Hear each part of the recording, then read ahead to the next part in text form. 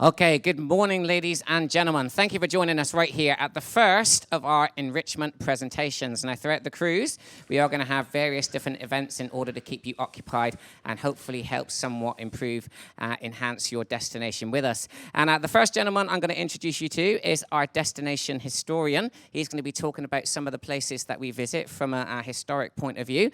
So let's welcome him to the stage right now. Here is Dr. James Coos. Thank you, Peter. I've worked with Peter, I think, several times before, and I've been on Marina a couple times before, something like 14 cruises or something.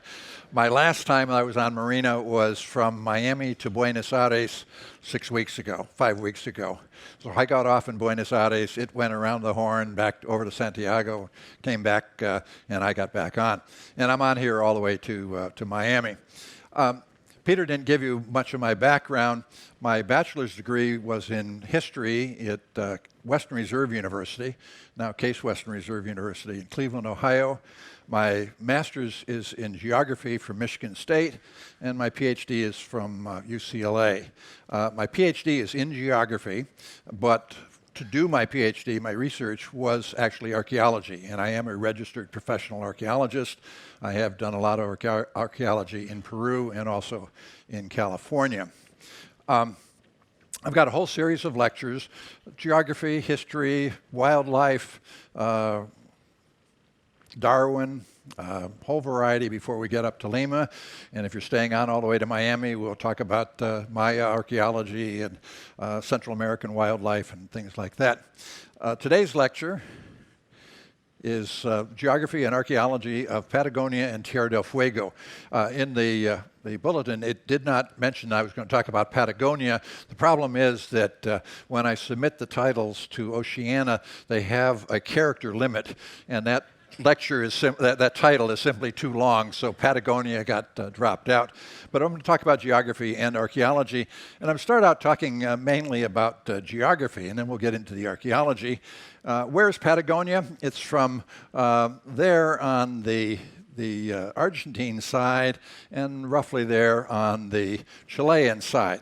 On Chile, it's simply everything south of Puerto Montt that we'll be in at a few days from now. On the Argentine side, it's a river that comes across and marks the boundary between two states, and that is an important marker. When you go to Patagonia and you're driving south, when you get into Patagonia, things are cheaper. They don't have the same taxes that the rest of Argentina has. So on the south side of that river, the Patagonia side, there's a huge gas station. And everybody on the north side drives across the bridge and gets gas on the Patagonia side. I'll also point out here, this is the area there, the Chilean Lake District. I have a lecture before we get to Puerto Montt on the Chilean Lake District, the area south of Santiago. A little bit about the geology of Patagonia. We can really divide it into two parts. There's the Andes Mountains, and then there's the plains to the east of the Andes. And in terms of climate and weather, it is distinctive. The winds are coming at this latitude from the west, so the winds are bringing moisture to the Andes Mountains.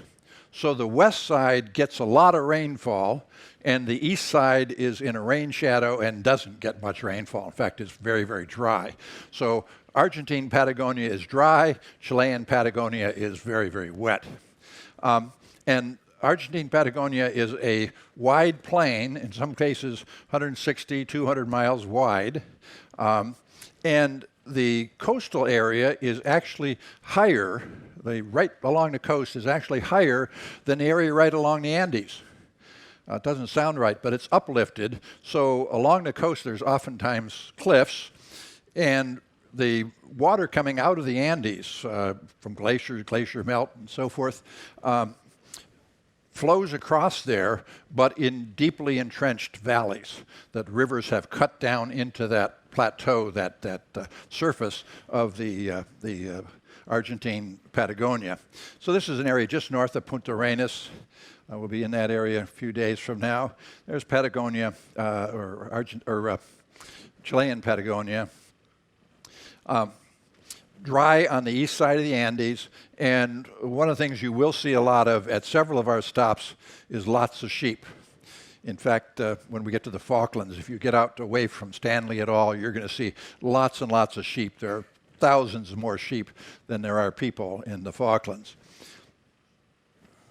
Another thing that illustrated partly in this photo is Patagonia is windy. On both sides, on the Chilean and Argentine sides. Very, very windy. And the trees here on the Argentine side typically are kind of bent over from that wind. I'll talk more about that in a little bit. Oftentimes, if you're in the Argentine side, the east side, off in the far distance will be the Andes. These last two pictures are a little bit farther north, northern part of Argentine Patagonia. And in fact, here, this spot, Gaiman, is a town down in one of these valleys that has been cut by a river crossing to the Atlantic. Oops. That's one of the rivers cut into the surface. In one of my next lectures, I think it's the fourth lecture, I will be talking about Charles Darwin and his expeditions, and one of the parts of his expedition that was interesting, important, is they did go up one of those river valleys and talked about it, and much of what Darwin ended up thinking about in terms of geology comes from that particular part of his expedition. This is just to the north of Punta Arenas. Again, if some of you get out of town, do one of the shore excursions that goes out of town, you might see signs like this. And this just gives you a sense of driving. It was on the way, I was driving on the way to Torres del Paine National Park. I was driving alone, so I'm not only steering but filming at the same time.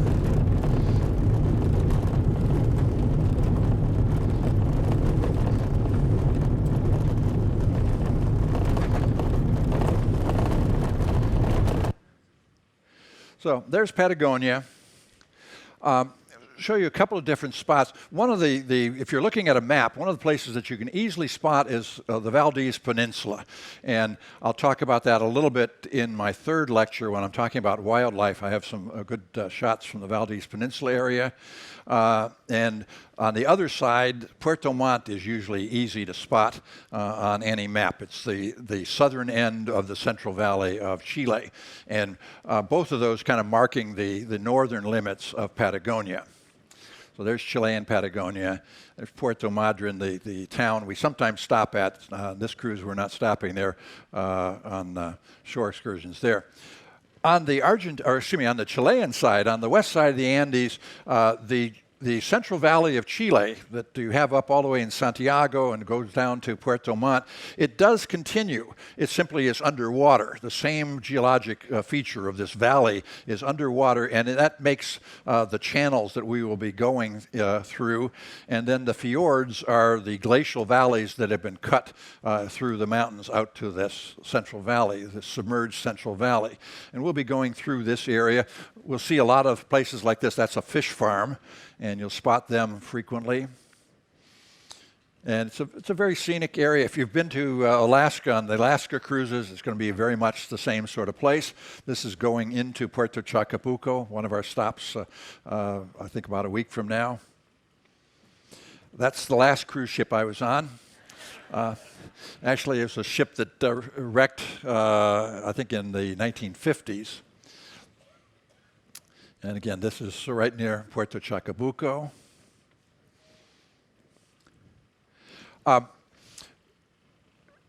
Most of you are familiar that Antarctic is a huge ice sheet.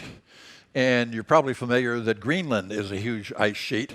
What you may not realize is that the southern Andes here of Patagonia and Tierra del Fuego are the third largest ice sheet in the world today.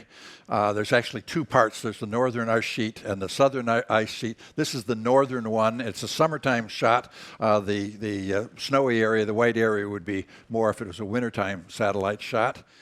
This is the wintertime shot of the southern part, including Tierra del Fuego. I've flown over this area several times. I've gone from Santiago down to Punta Arenas a couple of different times by air, and that was a shot I took just looking out the window. And here's another one. This is a NASA shot of that Patagonia ice sheet. And that's one I took out the window just flying over. There are about 40 big glaciers still today in Patagonia. Some of them going to the Pacific and some going into lakes that then feed to the Atlantic. This is the largest of the mountain ranges down there in Tierra del Fuego area. We will be passing by this range on the south side when we go through the Beagle Channel. This is a picture I took from the north side. The highest peak is called Darwin Peak, and it's the Darwin Range, but we'll be seeing this from the other side.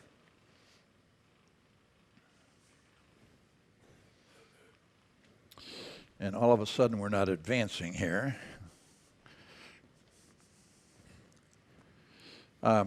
These are just a variety of shots of glaciers and not necessarily ones that we will be seeing. That's what's referred to as a hanging glacier. It doesn't come all the way down to the water. In Torres del Paine National Park that I'll be talking about a little bit later, I took this picture of Gray Lake, and the Gray Glacier is at the far end of that. Oops. There's a Pia Glacier. And these are all the southern part of the ice sheet. Here I was in a Zodiac, and we were approaching up to the Serrano Glacier. Unfortunately, we don't have any Zodiacs on this ship, so we're not going to be able to do that. Probably our most spectacular,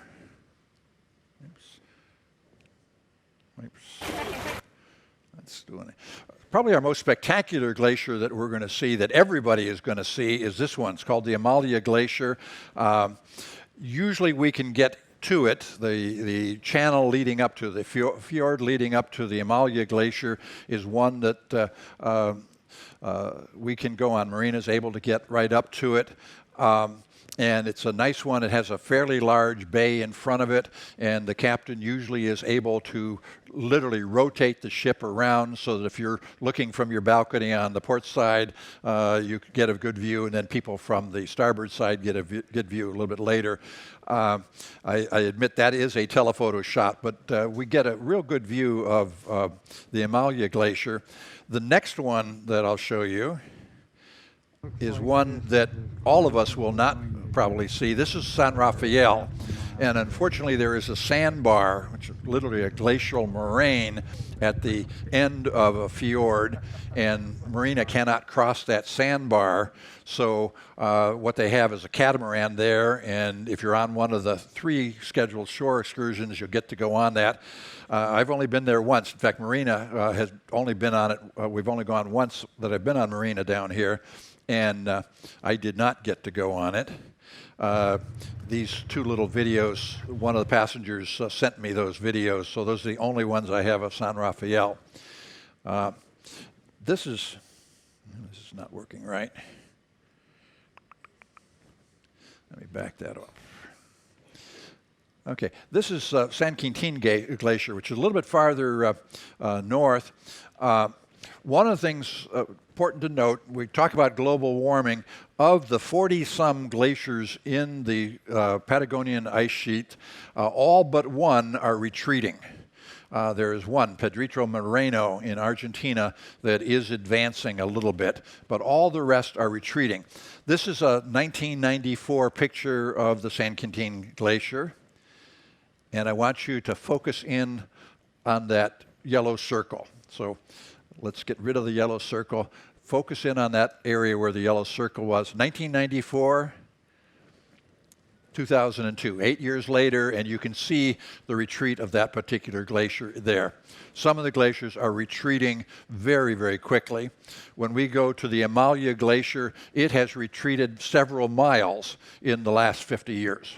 where the ship will go in used to be glaciers 50 years ago, and it has retreated very, very significantly.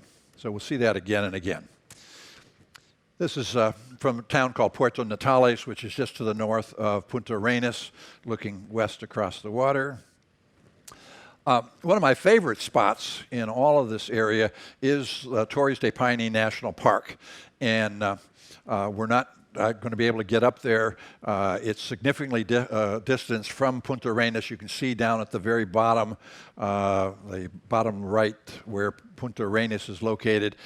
It's about a 4-hour drive to get up to Puerto Natales, and then it's, it's about a 2 or 3 hour drive to get up to Torres del Paine. So when I've gone there, and I've gone there several times, I've gone up to Puerto Natales, stayed in a hotel there, and then gone into Torres del Paine. But it's one of the most spectacular places. And there's where Torres del Paine is located. I also want to point out one other spot, just because it's here on this map. Down there in the bottom right, just outside of Punta Arenas, is Magdalena Island. It's a small little island in the Straits of Magellan, and there is a shore excursion going out to see penguins on Magdalena Island. So if you're doing that one, that's where you're going to get to see those penguins there. It is one of the spots where we have the possibility of seeing penguins on this ship. Again, Punta Arenas there at the bottom right. Torres del Paine is at the very, very top. And on this map, Torres del Paine National Park is there.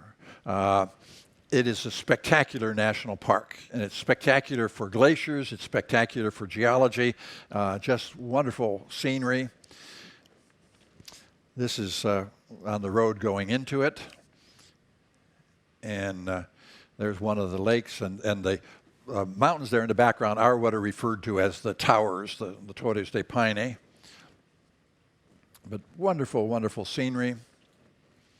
I will show you some more pictures from Torres del Paine, my third lecture when I'm talking about Patagonian wildlife.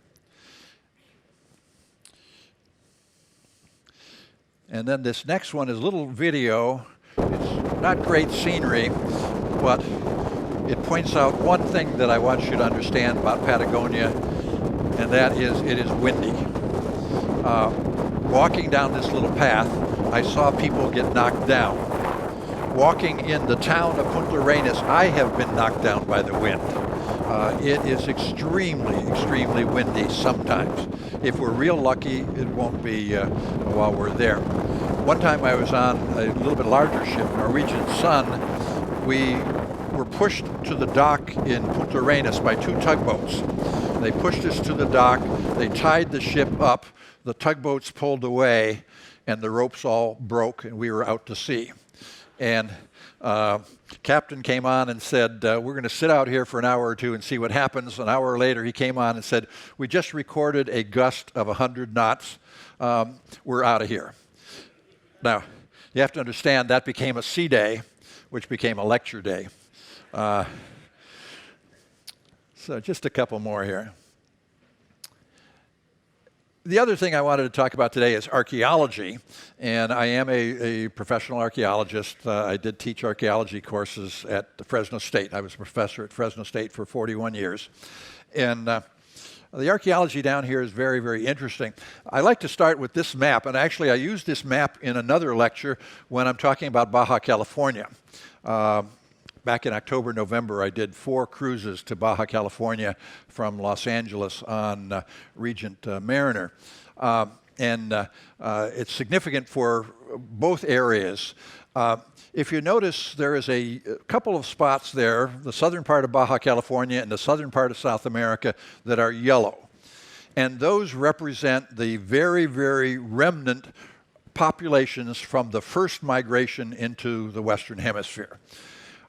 For many years, beginning in the 1920s, 1930s, archaeologists believed that a culture called the Clovis culture, which was first found near the town of Clovis, New Mexico, not a very significant town named Clovis, because I live near Clovis, California, which is a much bigger, more important town, obviously.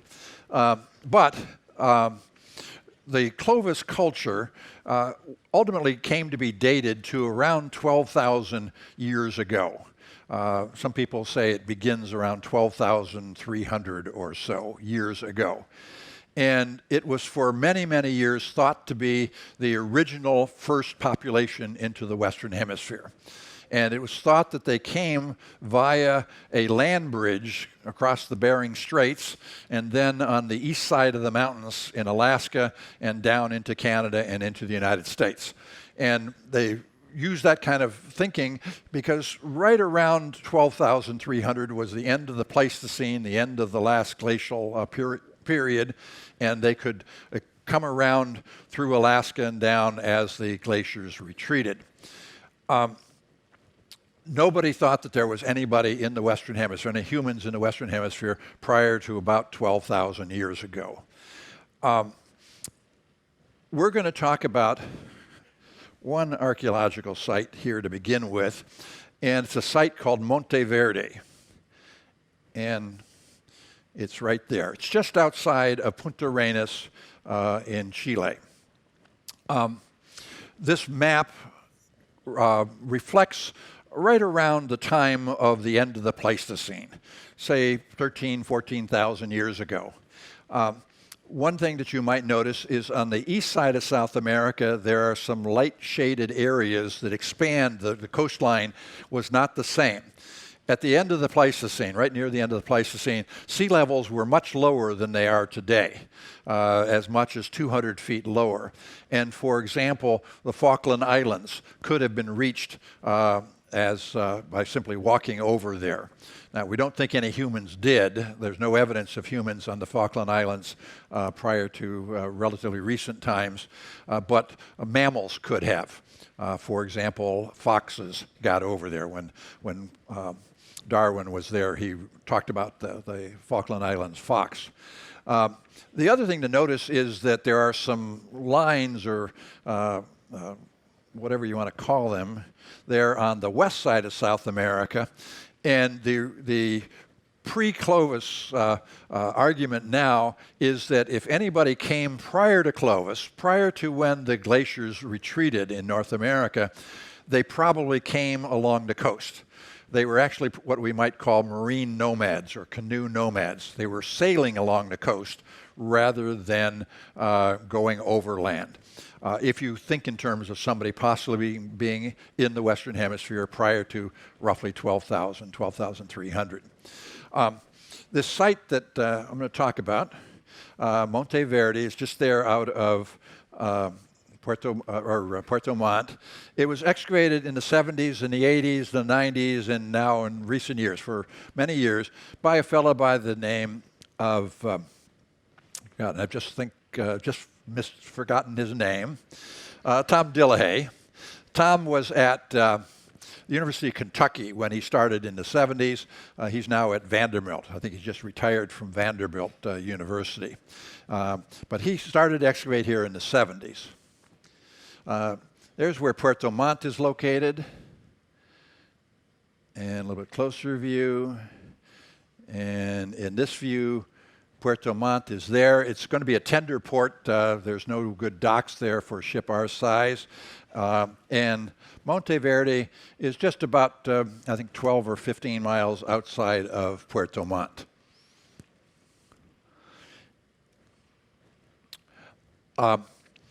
It has been excavated for a number of years, and they found various interesting things. Tom Dillehay argued from the very beginning that it was a pre-Clovis site in far southern South America. And the people, the archaeologists that believe that Clovis was the earliest people in the Western Hemisphere put him down, said, no, you're wrong, the stuff isn't human, or it isn't of that date, and became very, very controversial. Now, it is a spectacular archaeological site. Many of you have probably visited wonderful archaeological sites, the pyramids in the Mayas, pyramids in Egypt, or whatever. This is a spectacular site, at least for archaeologists. It's actually a pretty spot. It has this little creek running through it. In the early 70s, a botanist or biologist was working in this area studying the local fauna and flora, and he saw some animal bones eroding out of the side of that little creek. And there's a layer, and again, my battery must have died because I don't know that our pointer is going to work. There's a layer of material about 5 feet down below the modern ground surface that had animal bones. And he initially thought that they were some old cow bones, but then when they looked at them, they realized they were probably from a mastodon, and that got archaeologists interested. And so Dillehay ended up excavating here. There's me at the site. I've been there a couple of different times, and as the part of the creek that was excavated, the area that was excavated is there in the background. It's that layer, dark layer, just above the level of the water in this particular photo. There's a distinctive layer there. Or here it's at the bottom of the stick, and that's the layer with archaeological materials, or supposed archaeological materials, because some people didn't believe that they were anything made by man.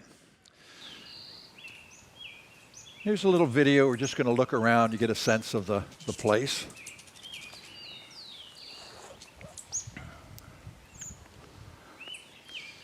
There's birds in the background here, and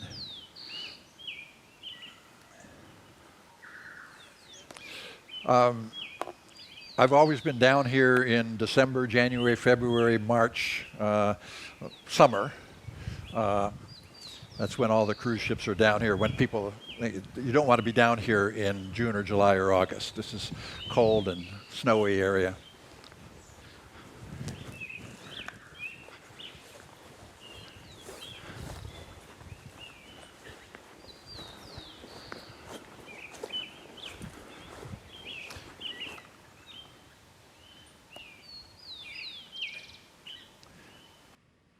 And what's amazing is that you do find mastodons there.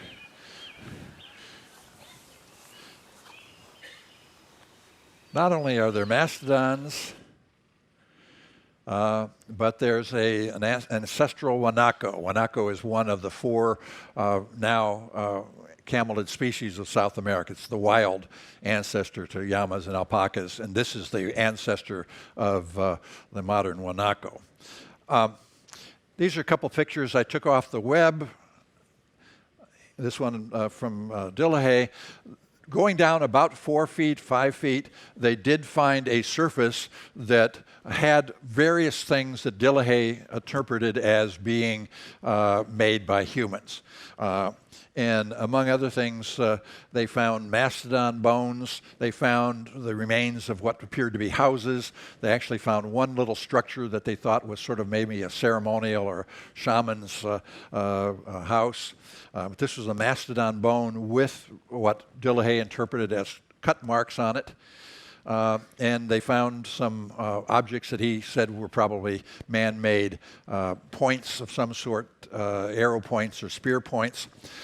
It was so controversial that the Clovis people said no. Dillehay and his supporters said yes, this is pre-Clovis, that the Society of American Archaeology, which is the main professional group for professional archaeologists in the Western Hemisphere, organized a group of people to go down and look at it. And it included people that were pro-Clovis and anti-Clovis or pre-Clovis or only Clovis, had both sides together. A rich oil man in Texas lent them his private jet, so they flew down. Dillehay is there on the second from the right. Vance Hayes to his right was one of the antis. But they got this group together from the U.S. They also had Chilean archaeologists go down with them. They looked at the site. They looked at the collections of things that they had found. And then they prepared a report for the journal American Antiquity, which is the Journal of Society of American Archaeology. They published it, and they said a couple of different things. The dating of the site was good. You're always questioning maybe the dating is wrong. The dating is very good, and it's clearly pre-Clovis. Clovis at earliest is 13,200 or so years before. This is 1,000 years before that. In fact, more recent dating on the site suggested maybe as much as 18,000 years ago. It did have all sorts of things that were clearly human. It had some dwellings. It actually had some footprints. I have no good clear picture of one of the footprints, but they actually had some footprints in mud. The stone tools and so forth were clearly human, and therefore they said this is clearly an archaeological site of pre-Clovis date. Not only that, but it is in far southern South America. And if you want to think that somebody came into the Western Hemisphere, they probably came from northeastern Siberia. All the evidence suggests that the people of the Western Hemisphere come from northeastern Asia in terms of their DNA and all that sort of stuff. They're northeastern Asia people. If they came through Alaska, they clearly had to go real fast to get down to Puerto Montt as early as 14,000 or maybe 15 or even 18,000 years ago. And the only way they could do that is a coastal route with canoes. They could move fairly rapidly. But even then, it probably took them a couple thousand years to get from Alaska down to far southern South America.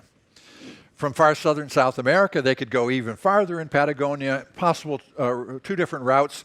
One would be a coastal route continuing through the islands and the fjords of the Chilean side of the Andes, or they could have crossed the Andes around Puerto Montt and continued on the dry eastern side, again, all the way down to Tierra del Fuego.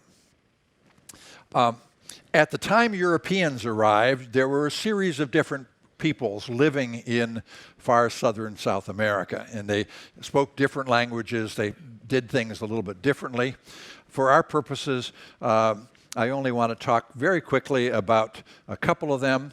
On the west side, the ones that are number 8 and number 9 there, the light green and kind of the light orangey yellow, the Yagan or the Yanama and the Alacaluf are the peoples of the islands and Tierra del Fuego, south side of Tierra del Fuego. Number 6 on the rest of Tierra del Fuego are the Ona. And those are the ones that we will be in areas where they were at. So we've got the Ona, the Yanama, and the Alacaluf. A couple of different archaeological sites. The first one I'm going to talk about is called the Mylodon Cave, or excuse me, first I'll talk about Fels and Paliaike Cave.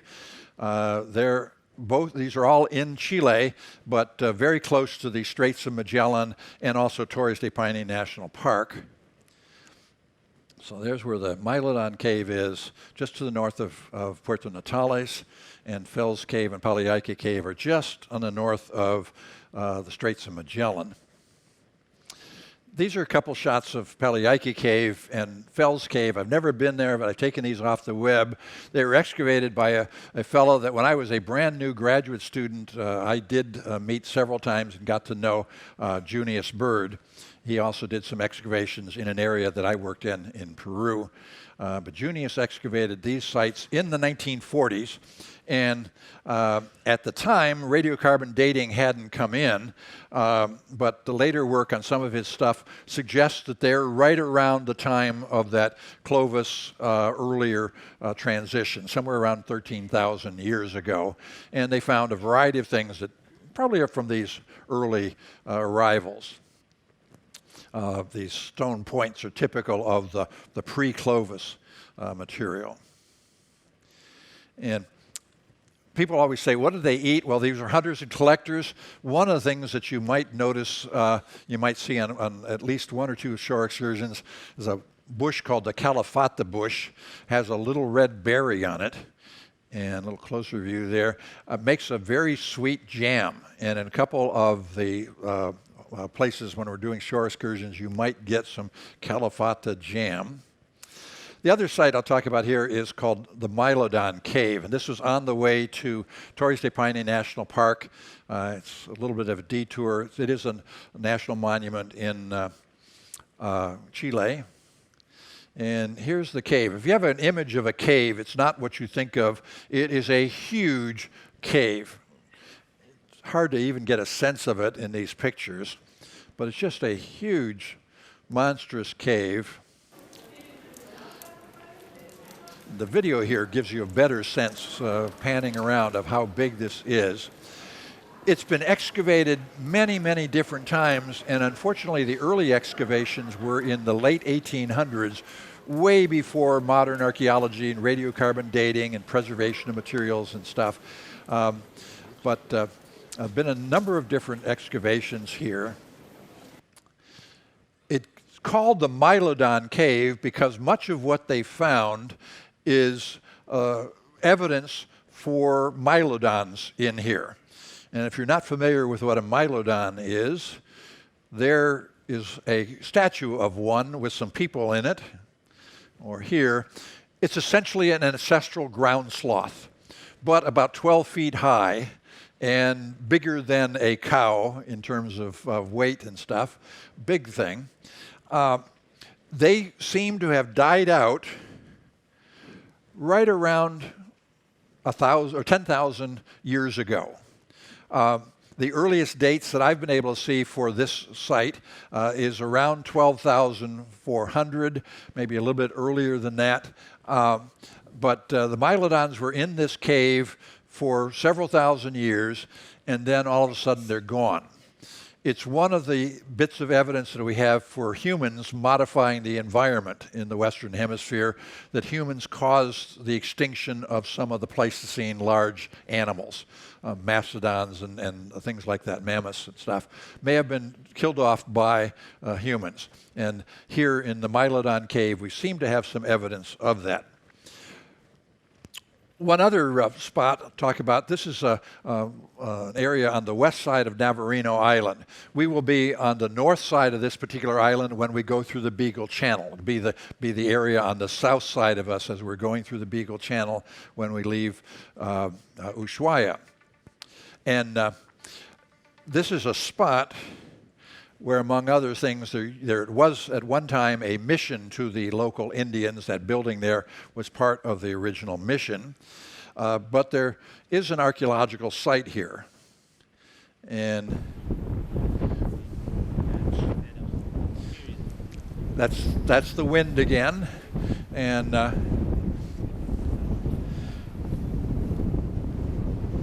again, spectacular scenery.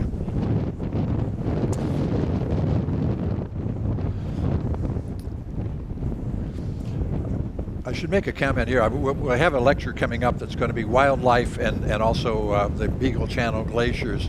But my lectures are going to be morning one time, and then tomorrow, for example, I'll probably be in the afternoon, and the other lecturer will switch back and forth morning and afternoon. So those people that are doing bridge will be able to hear my lectures one time and not his. And all of the lectures are on TV, incidentally. But we're lucky. We're going to go through the Beagle Channel after we leave Ushuaia, which is going to be in the afternoon, late afternoon. Remember, we're going to be so far south that sunlight or sunset is going to be something like 10 o'clock at night. So even late afternoon, it's going to be sunny.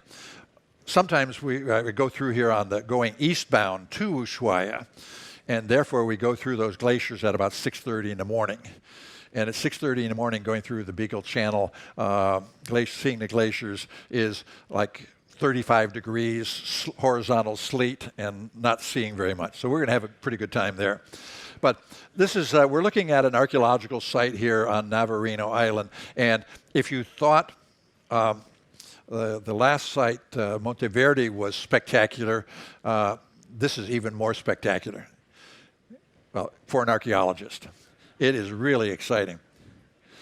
This is great stuff.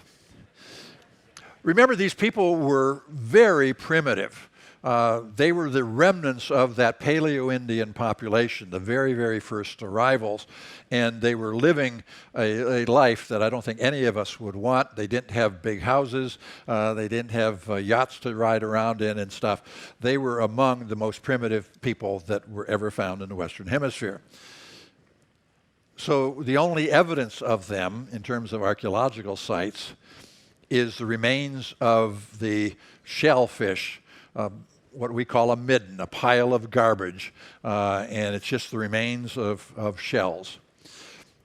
One of my good friends, the late Paul Osa, spent a lot of time doing work here on Navarino Island, and unfortunately passed away last year. But that's a fantastic Tierra del Fuego area archaeological site. Spot is also significant for one other thing that I'm going to mention in my third lecture, and that is on the first voyage of the Beagle to Tierra del Fuego area, they did take 4 local natives back to England with them. One of them died, but the 3 were in England for several years, and then on their second voyage that Darwin was on, they brought them back and they dropped them off at this spot, and this plaque here commemorates the spot where those people were left. Some of you have a shore excursion probably in Ushuaia that will go to the Tierra del Fuego National Park. It's just to the west of Ushuaia. There are a couple of different shore excursions that will go there. If you do go there, if you go to the park headquarters, which almost all of the shore excursions do because that's where the good bathrooms are, upstairs there is a small museum. It doesn't cost anything to go there, but if you take the time, you go upstairs. There's a replica here of one of their canoes from this area, and this is a life-size example of a canoe, and it's up there on the upper level of the park headquarters. And one of the interesting things is that you notice the bottom of the canoe was filled with sand, and then they could actually have a fire inside one of these canoes. You notice also that the mannequins there are naked. They did not have much in the way of clothes. In the early years of anthropology, back in the late 1800s, early 1900s, material was collected from the people here. This is stuff from the American Museum of Natural History collection. Things that were collected in the 20s and 30s, including Junius Bird collected some of this stuff for the American Museum of Natural History in the 30s. And then there are a fair number of photos from the late 1800s or very, very early 1900s of the people of this area, Ono, Alakaluf, and Yanama.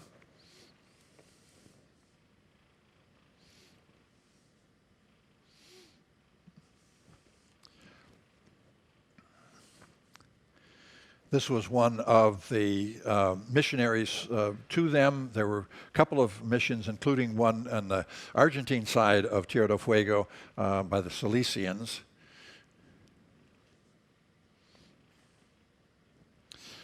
There's an example again, one of their canoes, and a small house made of bark.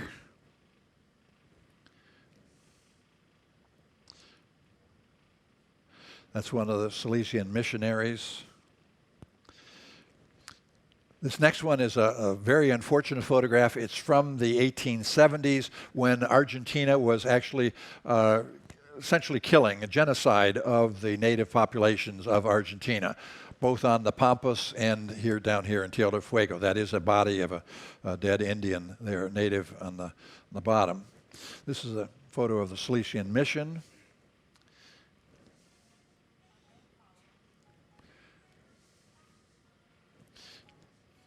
And these are some of the ritual figures that have been photographed.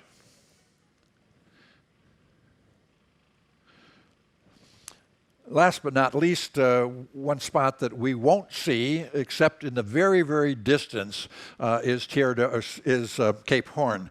Cape Horn is actually an island or a cape off of the southern tip of this island. It's a body of water off the tip.